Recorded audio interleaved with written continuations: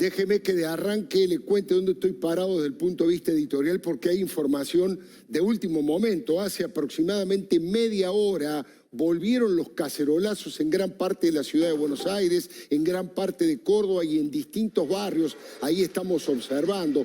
Esto ocurrió a las 21:30. No son los cacerolazos de ayer. Se repitieron y aumentaron, corregidos y aumentados esos cacerolazos que con una precisión quirúrgica sonaron fuerte en gran parte de la ciudad y gran parte de Córdoba.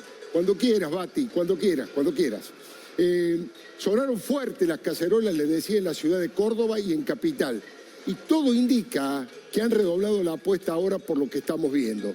De inmediato, los videos en las redes de gente aplaudiendo a los médicos y a todos los servidores públicos fueron superados por filmaciones de celular de gente haciendo esto, haciendo ruido, protestando con bronca. Ahora, la gran pregunta política es ¿qué pasó?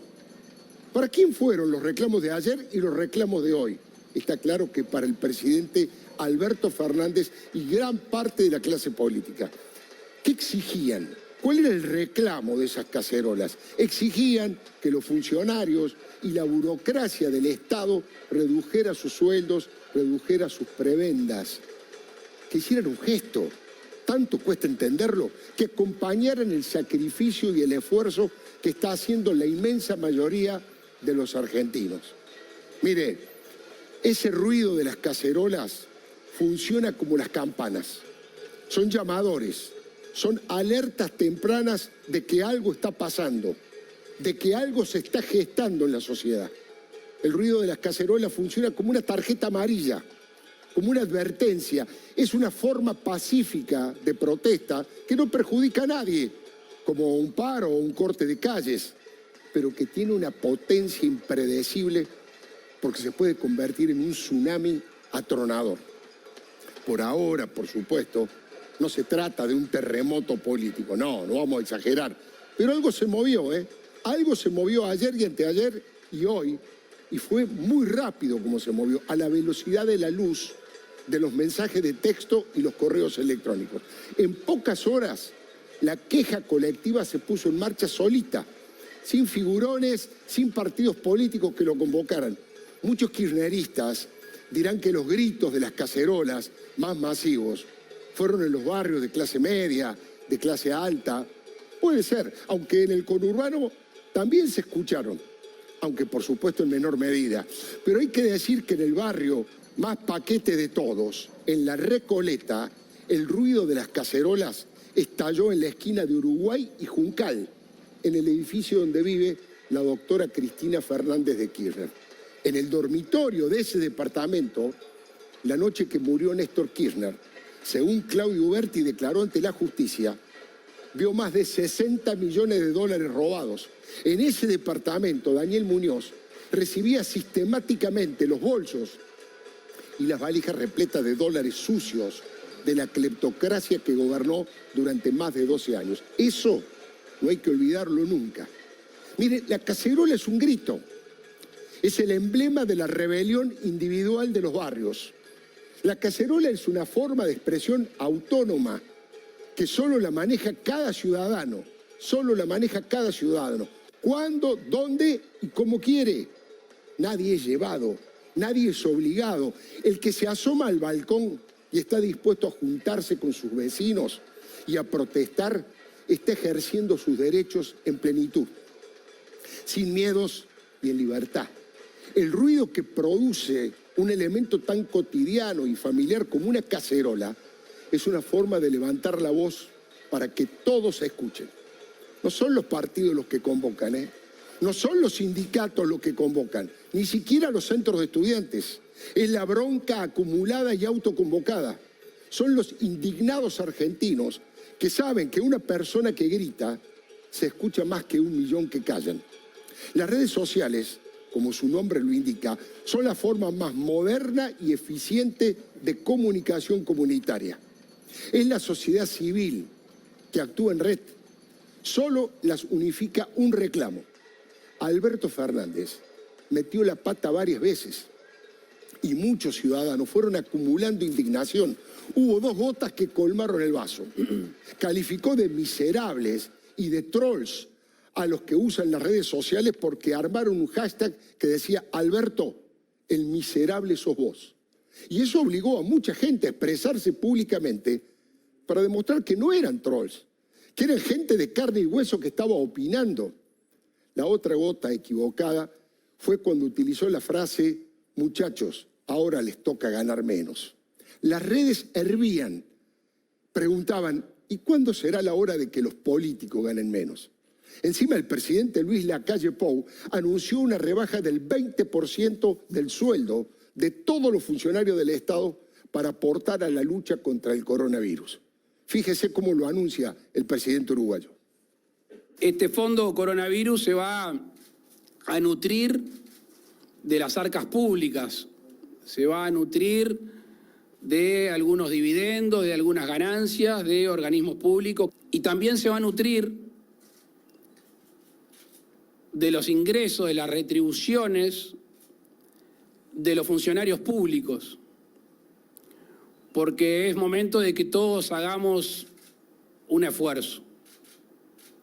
Se va a nutrir de el 20% que se le va a descontar al presidente de la República, a los ministros, a los legisladores, a los directores de entes autónomos, servicios descentralizados, para colaborar con el país en este momento de dificultades. Esto que ustedes acaban de ver no fue en Barcelona, donde hasta Messi y sus muchachos se bajaron el 70% de los sueldos. Esto pasó acá al frente, en Montevideo. Muchos pensaron que era un buen ejemplo que Alberto debería y podría seguir. Otros recordaron en las redes la chupada de medias de Daniel Filmus, que produjo la primera protesta, la primera bronca, cuando dijo que los aplausos, los de las 21 horas, también eran para Alberto. Ahí podemos ver el famoso tuit de Daniel Filmus, al que le dijeron: Daniel, mejor no insista con esto. Es que esto desató el torrente de videos, de archivos, de memes que cabalgaron sobre las puteadas de mucha gente. El más potente, por la contundencia de los datos, fue el del economista Roberto Kachanowski. Fue en TN, aquí en este canal, en A Dos Voces. Demostró una locura con la que convivimos hace mucho. La Cámara de Diputados tiene un presupuesto de 150 millones de euros. ¿Escuchó bien? Y cada diputado nos cuesta 49.000 euros mensuales. El Senado tiene un presupuesto similar, pero como son 72 legisladores, cada uno nos cuesta 161.000 euros mensuales. 161.000 euros mensuales. Mire, en España, con una población similar y una situación económica mucho mejor que la nuestra, cada senador cuesta 17.500 euros por mes. Es decir, que los españoles gastan casi 10 veces menos que lo que gastamos nosotros. Esto decía Kachanowski y nos ponía la piel de gallina. Ustedes tres son legisladores. Sí, señor.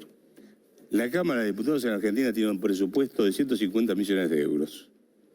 ¿Sí? Eso significa que cada legislador, diputado, cuesta 49.000 euros mensuales. ¿Sabes cuánto es en España, que tiene la misma población? Esto lo pueden sacar si quieren, acá está, presupuesto, página 16. Tipo de cambio de hoy. Tiene un presupuesto de 91 millones de euros y acá cuesta cada diputado cuesta 2 veces más en euros de lo que cuesta un diputado en España, que tiene la misma población. Te vas a la Cámara de Senadores, estimado, el presupuesto es de 148 millones de euros. Vamos a ponerlo muy rápido.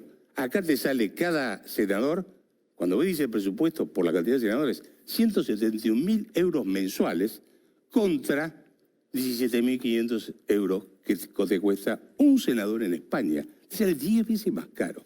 Muchachos, lloren por los pobres, pero empiecen a mirar por acá. Impresionante lo de Kachanowski en aquel momento. Este descontrol que denunciaba el economista tiene que ver con la sobreabundancia de asesores, de ñoquis, de viáticos, de choferes contratados, secretarios que cada uno tiene, y ni qué hablar de las provincias, porque este fenómeno se repite en los legisladores del interior e incluso en los consejos deliberantes. Nadie puede calcular bien cuánto dinero se podría ahorrar, pero algunos hablan de 6.000 millones de dólares al año, 6.000 millones de dólares al año, con todo, por supuesto, todas las legislaturas, todo el recorte del Estado para enfrentar el hambre y la pandemia. ¿Qué me cuenta? Y ojo que no estoy adhiriendo de ninguna manera a la antipolítica. Amo la política. Yo creo que la política sana, honrada y austera, y los partidos políticos son los únicos que pueden producir una mejor democracia, una sociedad más justa. Creo en la política, pero estamos viviendo momentos muy delicados. Y la primera misión de un político que se precie, de un político de raza y de vocación, es tener sensibilidad hacia los que más necesitan y sobre todo registrar cuál es el clima social imperante. Mire, enseguida aparecieron otros videos que son letales políticamente para Alberto Ángel Fernández, cuando quiere justificar a Alberto Fernández en una entrevista con Viviana Canosa. Ella le pregunta, ¿se bajarían los sueldos? Y el presidente zanatea, no, que no es justo, argumenta muy débilmente, dice que ellos viven de sus ingresos, como todos, diría yo. Todos vivimos de nuestros ingresos, salvo los corruptos, que eso ya son 2 pesos aparte. Y además dice el presidente que hay que los miembros de la Corte ganan 4 veces más que el jefe de Estado. Dio vuelta y no explicó nada. Bueno, eso es un tema recurrente, pero que no necesariamente es justo. Yo quiero ser franco, ¿no? Que no es justo, me dice. Un ministro de la Corte gana 4 veces lo que gana el presidente de la Nación, más o menos.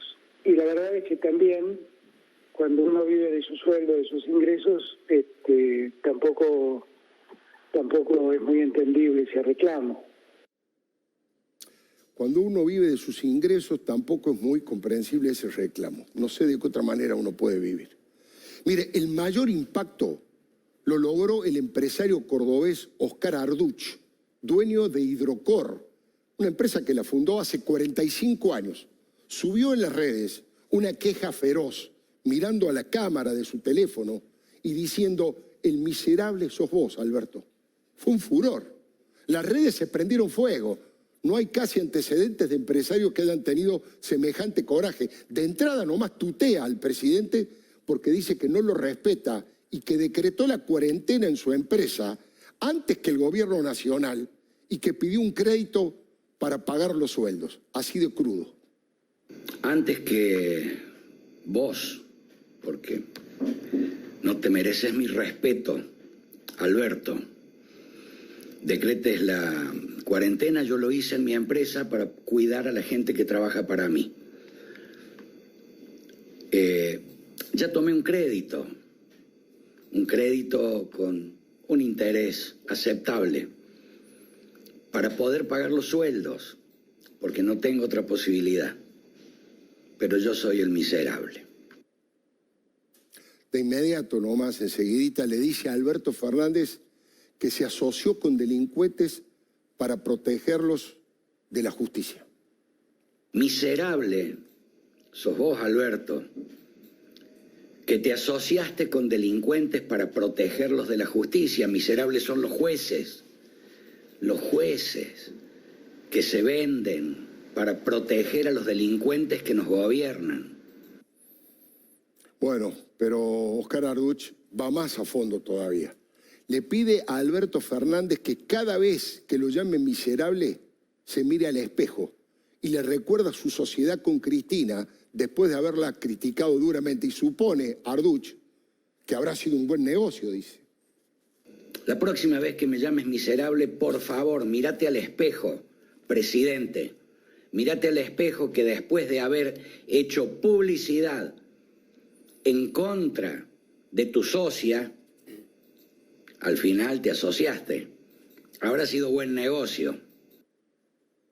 Habrá sido buen negocio, pero como si esto fuera poco, el dolor que tiene Arduch lo remata acusando a un sector de la dirigencia y básicamente al kirchnerismo de ser una banda de delincuentes que solo buscan enriquecerse y dice sin que le importen las consecuencias.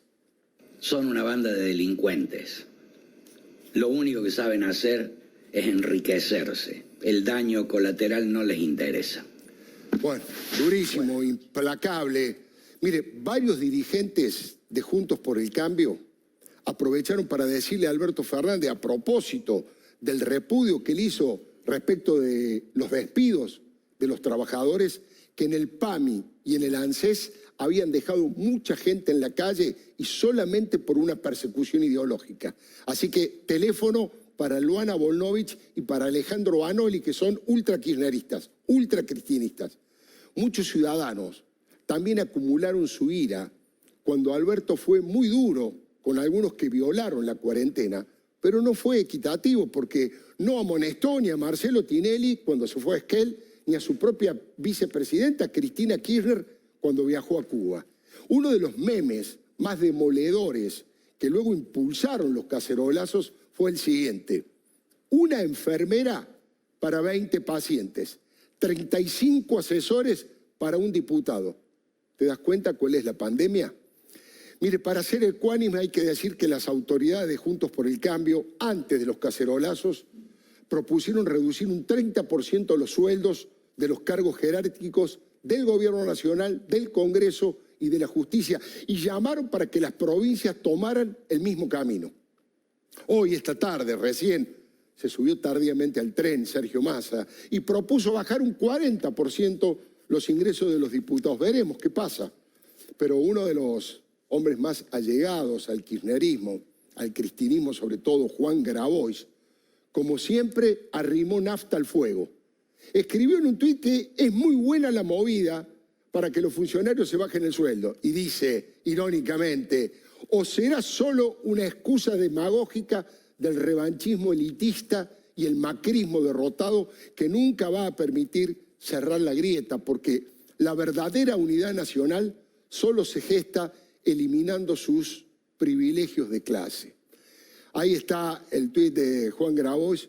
Y digo yo, me permito la siguiente reflexión. Curioso, un demagogo acusando de demagogia a los demás, ¿no? Pero se ve que muchos escucharon el mensaje de las redes y las cacerolas. Es gente participando con su opinión. De esa manera respira la democracia.